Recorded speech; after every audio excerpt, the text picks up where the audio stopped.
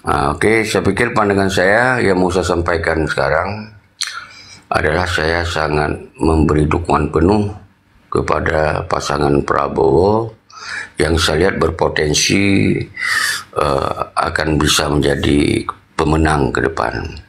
Karena dua kekuatan ini sudah menggandingkan kekuatan Pak Jokowi dengan kekuatan Pak Prabowo yang kemarin kalah. Pak Prabowo juga hanya kalah tipis kan, kalah tipis. Jadi kekuatan ini saya kira udah lengkap ini. Seandainya Pak Jokowi langsung dengan Pak Prabowo mungkin nggak perlu kita kampanye lagi kan, begitulah kekuatannya. Tapi saya lihat juga kemampuan Gibran baik dalam berpidato sangat sederhana tapi isinya yang mantap.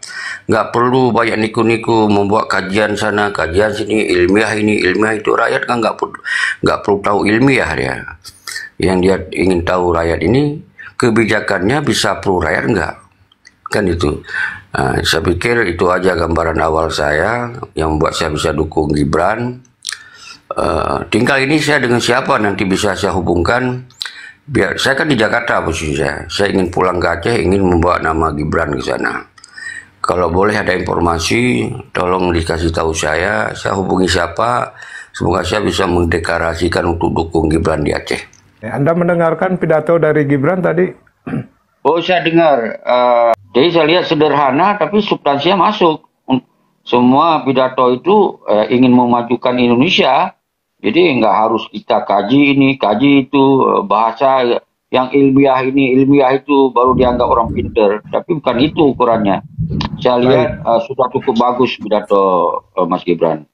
Yang paling Anda suka dari program Prabowo Gibran ini, sesuai dengan pidato Gibran tadi, yang mana itu kira-kira? Yang paling Anda senang gitu? Nah, tapi kalau pertanyaan seperti itu, mereka itu saya nggak suka. Pertanyaan seperti itu, saya gini, orang kan bisa nanti lebih pada Gibran, bisa mengatakan janji ini, janji itu kan. Tapi nanti realitanya nggak akan ada. Tapi saya lihat dari Pak Jokowi misalkan, apa yang dia janjikan sama Pak Jokowi, saya lihat presentasi lebih tinggi untuk kepentingan rakyat, ya kan? Mungkin di dalam perjalanan nanti akan mengeluarkan ide-ide yang lain, misalkan untuk sesuai dengan kebutuhan rakyat dan sesuai dengan kondisi dan situasi zaman itu. Nah, tapi kalau ditanya juga seperti itu, saya menjawab itu lanjut usia apa istilahnya, lusia apa lansia. Iya. Itu program lansia itu seperti saya kan pernah tinggal di Australia juga ya. Jadi orang-orang di Eropa itu selalu sangat memperhatikan orang-orang yang sudah lanjut umur, ya kan. Kemudian pendidikan, ya kan. Nah, itu sangat malah gratis itu semuanya itu. Dan kemudian ya program bagaimana ke depan itu bangsa Indonesia ini nggak harus keluar negeri untuk mencari pekerjaan. Tapi bisa disiapkan lapangan kerja seluas-luasnya untuk rakyatnya. Mungkin itu yang sangat penting.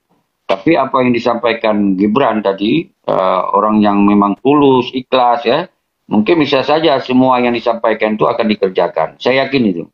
Mereka akan dikerjakan. Tadinya saya adalah pendukung militan Pak Jokowi di Aceh ya. Baik.